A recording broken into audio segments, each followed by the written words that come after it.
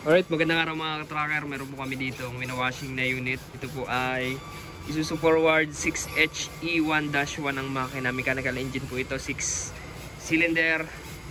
Ayan. So ngayon, winashing po namin kasi ang ginawa dito sa makina ay kinondisyon.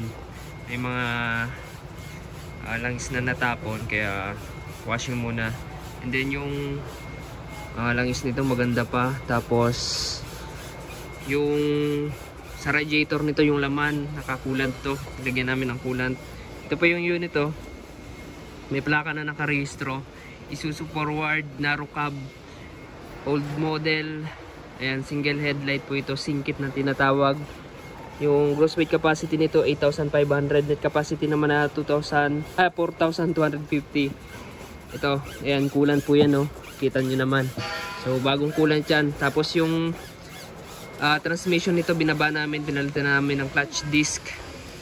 Ayan, 6-wheeler 4x2 lock type rim, 6 studs. And then yung mga gulong nito Dunlop Japan Surplus 8.25 R16 po ito. Ayan po, drop side with boom crane na unique boom crane 330. Ayan, 3.3 tonners, mechanical din. Yan, brand new na yung kanyang battery. Tapos retouch pintura lang, as is condition po ito. Yan, hilamos lang yung kanyang cab, kulay puti. Pati yung drop side, naka steel flooring na rin to.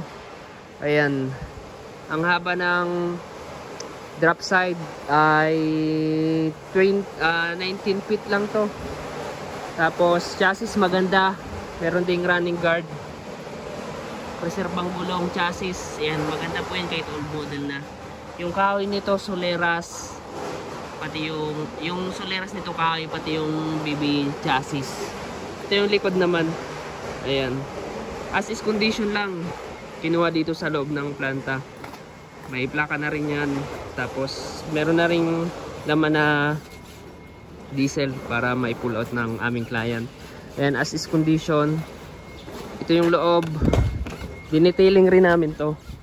Ayan, may back bed. Tapos complete electrical lights and accessories. Itong unit na to, as is lang to, as is complete. So ganitong unit mga ka-tracker, 1.3M nagre-range. Depende sa actual unit yung kung ano yung mapili nyo. Chrome plated pa yung bumper natin, pati yung corner panel. Yan, dinig-grazer namin para matanggal yung mga putik, lupa-lupa, mga langis na dumikit sa makina. Ayan, sinunap rin namin yan. So yan mga ka-tracker, tagulan. Nagpas isang linggo na umulan. Shoutout kay Boss Divino. Boss, ayan, pinatawag na kita, boss. Ang aming contractor dito. Ito sa aming contractor. Kay paring Nick na washing. Shoutout sa mga taga Bicol. Kay Sir Wayne. Kay Sir Ryan na supervisor ng company na kumuha nitong unit na to. Marami pa silang kukunin. 3 unit pa hindi pa nakakalabas. Under recondition pa, medyo naiiyan na nga tayo dahil tumagal na yung unit. Pero ngayon ginagawa naman.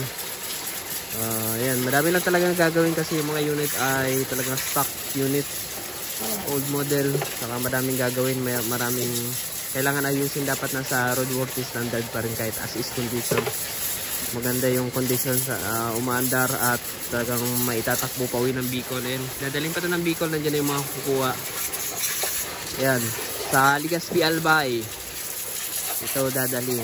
Ayan, yung ano nyan, yung kanyang toolbox malaki pero kahoy lang yung toolbox nya, pero all goods pa rin.